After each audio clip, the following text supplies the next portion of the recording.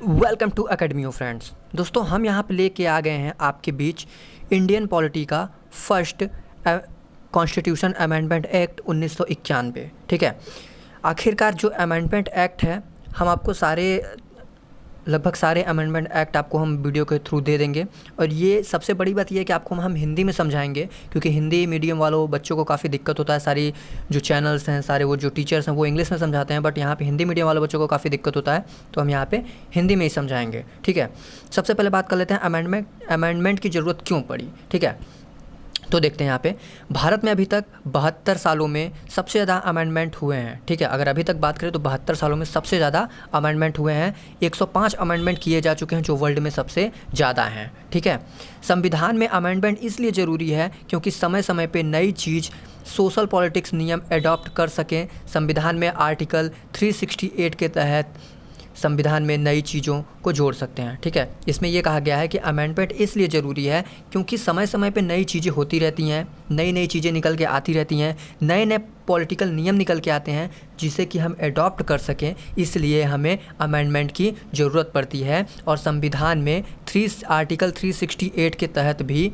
हम इसमें जोड़ सकते हैं। ठीक है, चलिए फर्स्ट अमेंडमेंट एक्ट 1991 अब हम देख लेते हैं। ठीक है, इसमें क्या क्या चेंजेज हुए, क्या क्या लागू हुए, किस तरीके से।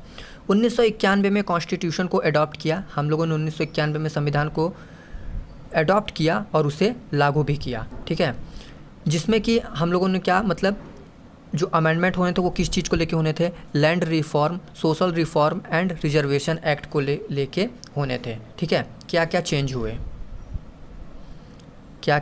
क्या क्या अमेंडमेंट हुए संविधान में। ठीक है, article 15 clause 4 special provision state ला सकती है। ठीक है, आर्टिकल 15 क्लॉज 4 जोड़ा गया, जिसमें यह कहा गया कि स्पेशल प्रोविज़न स्टेट ला सकती है।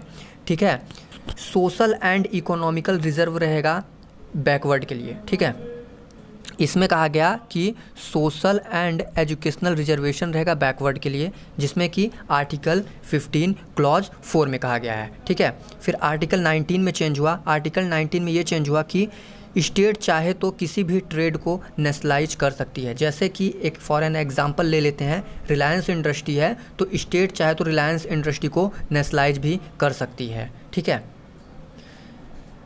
Article 31 clause A and article 31 clause B के तहत जो है वो जमींदारी प्रथा जो थी उसको ख़त्म कर दी गई। ठीक है, फिर आर्टिकल 19 क्या कहता है? Freedom of speech and expression. ठीक है, इसमें क्या चेंजेज हुए हैं? इसमें ये चेंजेज हुआ कि भाई संविधान ने बोला कि हम आपकी freedom of speech and expression को नहीं छीनेंगे, बट इसमें कुछ हम सुधार करेंगे, कुछ रिस्ट्रिक्शन लगाएंगे। रिस्ट्रिक्शन वो क्या क्या थे?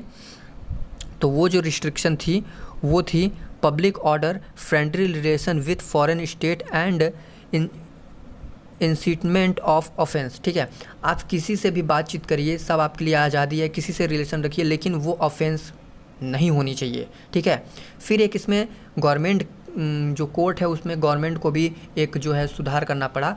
रिजनेबल रिस्ट्रिक्शन, पहले क्या होता था जब अमेंडमेंट नहीं आया था तो गवर्नमेंट किसी को भी रिस्ट्रिक्शन लगा देती थी, लेकिन फिर बाद में कोर्ट ने फटकार लगाते हुए कहा कि आप किसी पे अगर रिस्ट्रिक्शन लगाएंगे तो वो रिस्ट्रिक्शन जो है वो रिजनेबल होना चाहिए। ठीक है, किसी रीजन के आधार पे होना चाहिए। आर्टिकल 85 में क्या चेंजेज हुए? ठीक है, आर्टिकल 85 बेसिकली पार्लियामेंट में जो चेंजेज हुए हम उसके बारे में बात करते हैं। ठीक है, आर्टिकल 85 देखिए, इसमें ये चेंज हुआ कि 2 सीजन के बीच में 6 मंथ से ज़्यादा का गैप नहीं होना चाहिए। पहले क्या होता था, 2 मंथ जो 2 सेशन होता था उन दोनों के बीच में 6 मंथ से ज़्यादा का गैप हो जाता था। लेकिन फिर बाद में आर्टिकल 85 में अमेंडमेंट किया गया, चेंज किया गया कि 2 सेशन जो पार्लियामेंट का 2 सेशन होता है उसमें 6 मंथ से ज़्यादा का गैप नहीं होना चाहिए।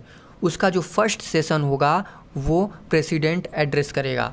मतलब कि साल भर में जो 2 सेशन होते हैं उसका जो फर्स्ट सेशन होगा वो प्रेसिडेंट एड्रेस करेगा। मीन्स कह लें तो इकोनॉमी वाला जो होता है वो जो सेशन होगा वो प्रेसिडेंट एड्रेस करेगा। ठीक है, तो बेसिकली अमेंडमेंट एक्ट जो पहला अमेंडमेंट एक्ट है उसमें क्या क्या चेंजेज हुए, तो हम उसमें अगर मतलब एक ओवरव्यू दे के देखें तो इसमें पहला जो चेंज हुआ वो रिजर्वेशन लाया गया, दूसरा राइट टू प्रॉपर्टी, ठीक है, राइट टू प्रॉपर्टी तो दिया गया लेकिन लिमिटेशन के साथ दिया गया। उसमें ये कहा गया कि हम आपको प्रॉपर्टी की राइट तो देते हैं लेकिन कब किसको कितनी लिमिटेशन देनी है वो तय हम करेंगे, ठीक है। आर्टिकल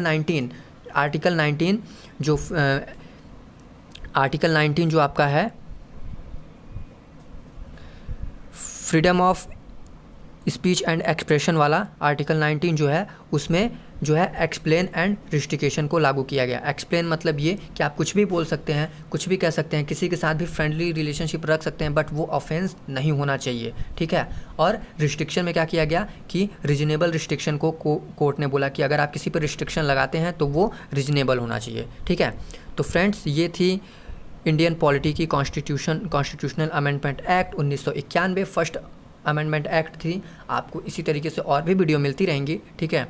और वीडियो अच्छा लगे तो वीडियो को करिएगा लाइक, कुछ भी ना समझ में आया तो वो कमेंट सेक्शन में ज़रूर बताइएगा, हम वो आपको समझाने की कोशिश करेंगे।